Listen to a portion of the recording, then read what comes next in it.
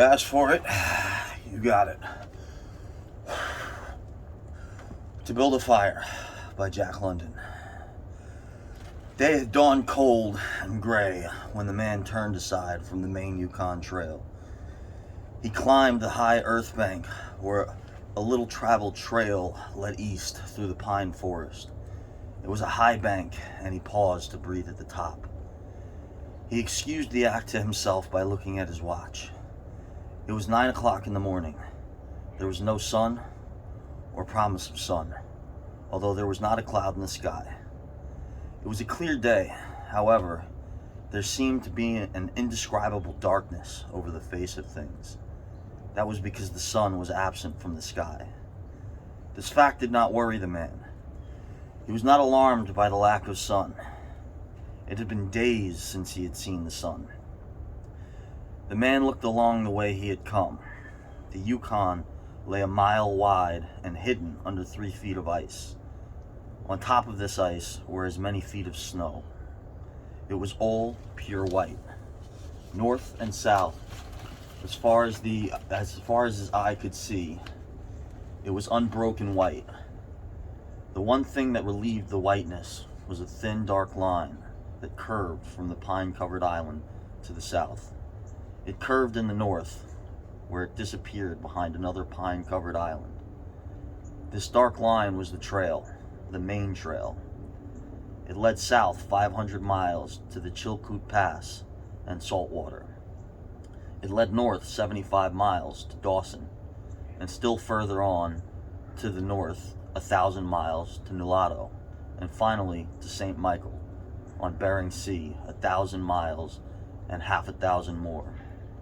But all this, the distant trail, no sun in the sky, the great cold, and the strangeness of it all, had no effect on the man.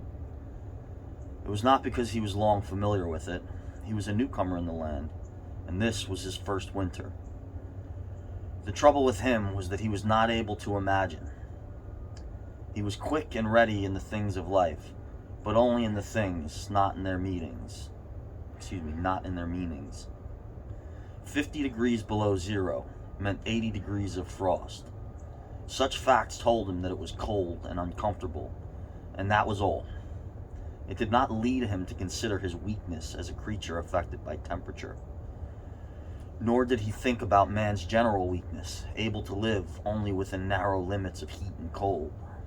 From there, it did not lead him to thoughts of heaven and the meaning of a man's life.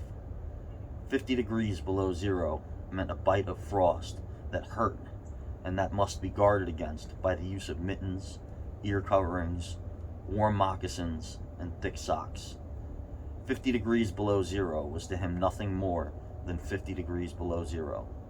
That it should be more important than that was a thought that never entered his head.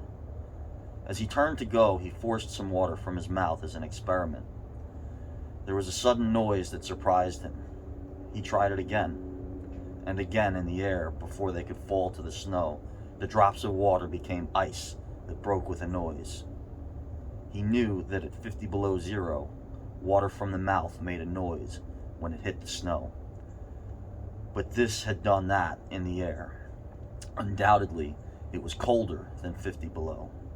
But exactly how much colder he did not know. But the temperature did not matter.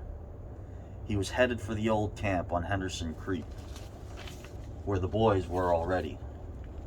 They had come across the mountain from the Indian Creek country. He had taken the long trail to look at the possibility of floating logs from the islands in the Yukon down the river when the ice melted. He would be in camp by 6 o'clock that evening. It would be a little after dark, but the boys would be there. A fire would be burning, and a hot supper would be ready. As he thought of lunch, he pressed his hand against the package under his jacket. It was also under his shirt, wrapped in a handkerchief and lying for warmth against the naked skin. Otherwise, the bread would freeze. He smiled contentedly to himself as he thought of those pieces of bread. Oh, that's all you get for today, y'all. Oh, see you tomorrow, maybe.